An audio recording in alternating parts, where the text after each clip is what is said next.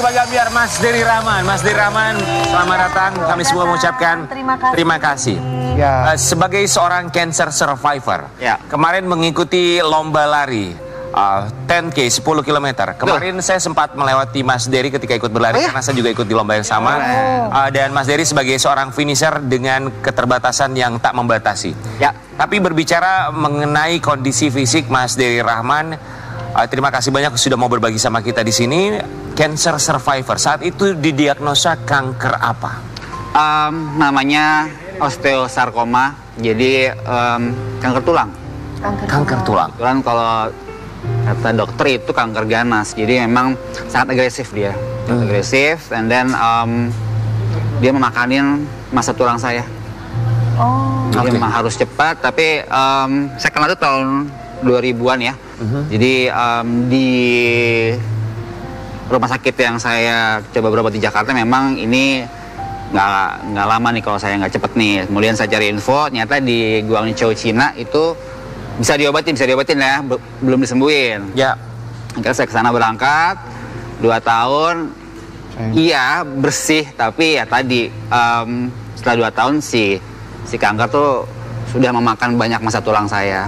Jaringan tulang banyak dimakan. Jadinya keropos. Jadi kata dokter di Guangzhou, China ada 3 pilihan. Sebenarnya sih dibiarin juga nggak apa-apa, tapi kalau kamu jatuh, kamu kepleset, udah pasti retak, udah pasti patah.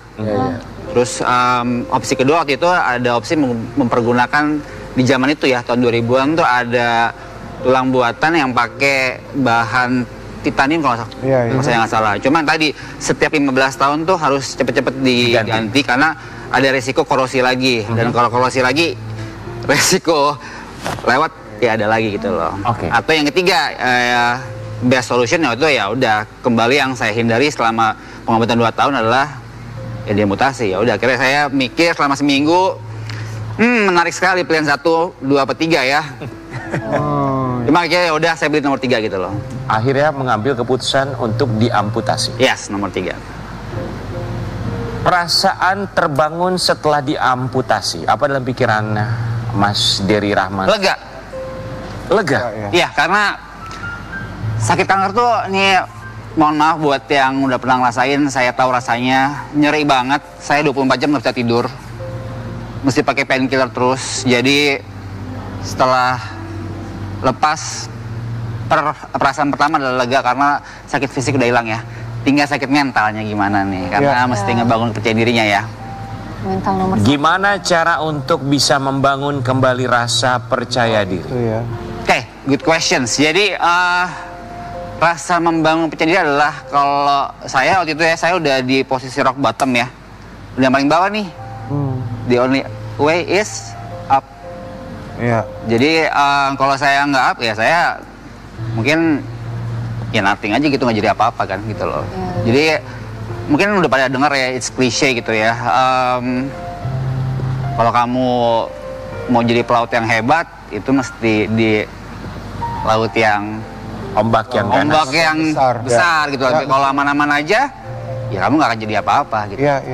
Sampai akhirnya tahun demi tahun inilah seorang Dery Rahman yang pada akhirnya kemarin menuntaskan lomba maratonnya dengan keadaan kita tahu pastinya tidak mudah bagi siapapun untuk bisa membayangkan berada dalam posisi Mas Dery Rahman. Mas Dery Rahman, apa alasan Mas Dery mendaftarkan diri dalam lomba maraton seminggu yang lalu?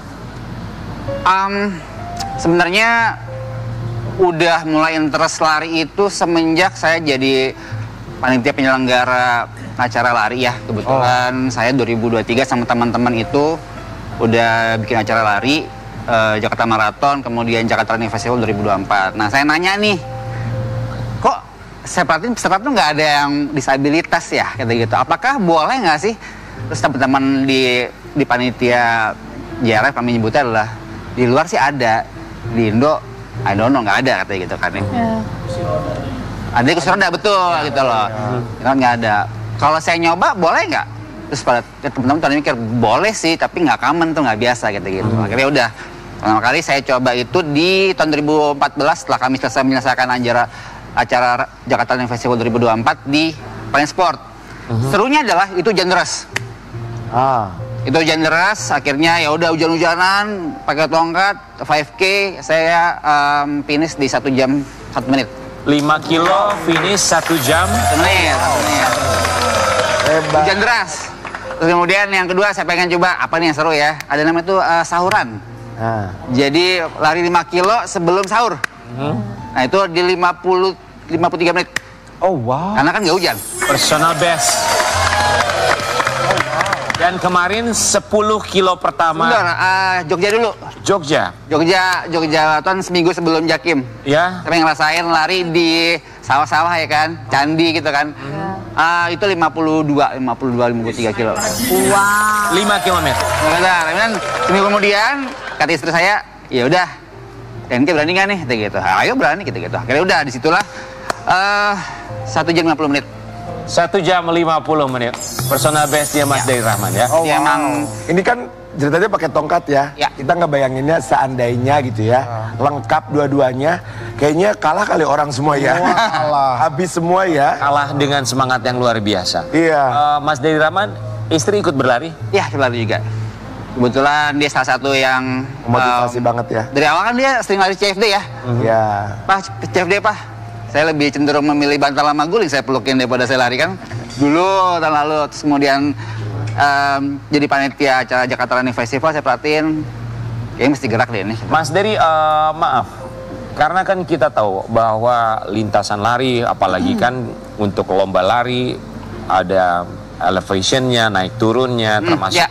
ada yang terjal. Itu Ya. gimana untuk bisa mensiasati dengan tongkat?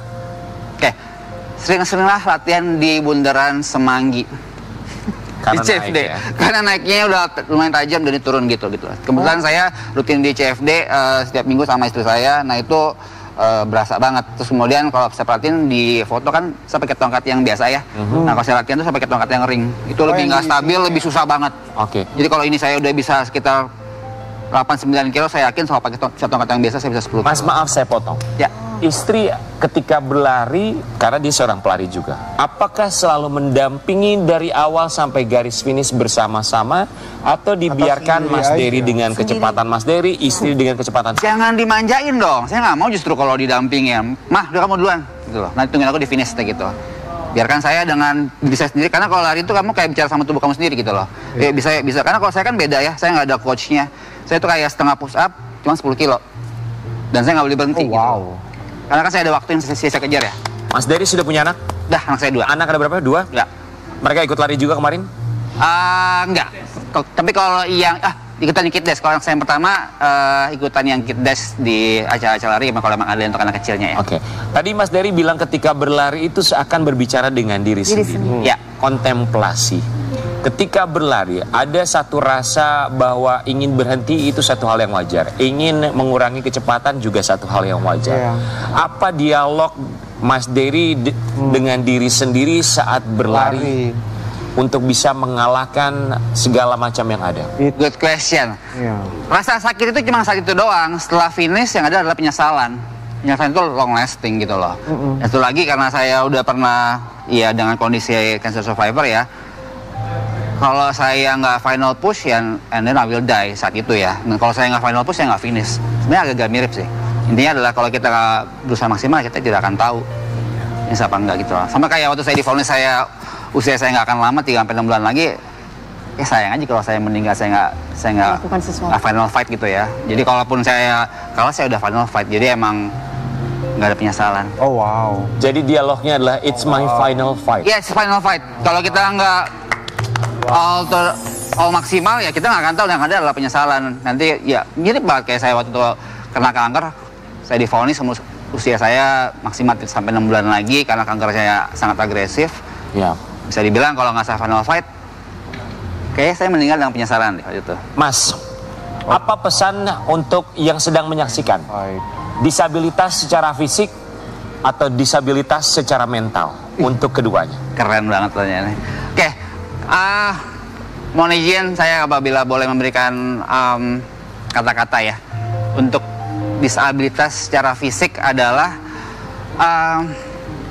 ini yang saya temukan adalah kamu tidak perlu sempurna untuk memiliki hidup yang layak. Itu yang saya alami. Yang saya alami, saya sekarang alhamdulillah punya istri, punya anak yang dulu semua orang meremehkan, semua orang menyaksikan diri ya udah jadi selesai gitu loh.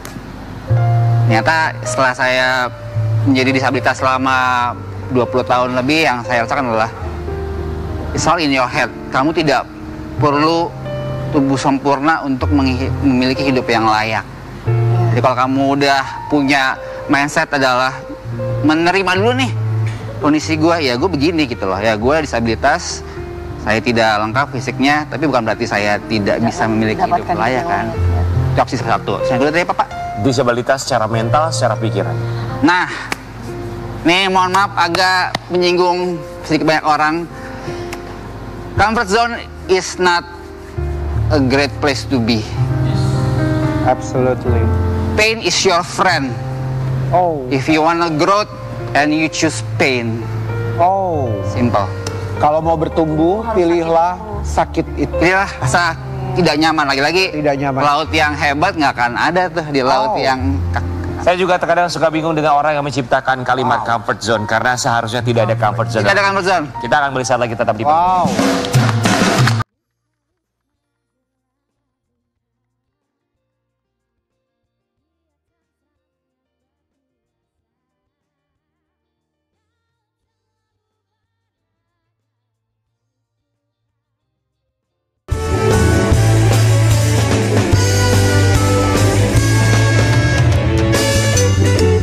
Bagi-bagi ampiar geger.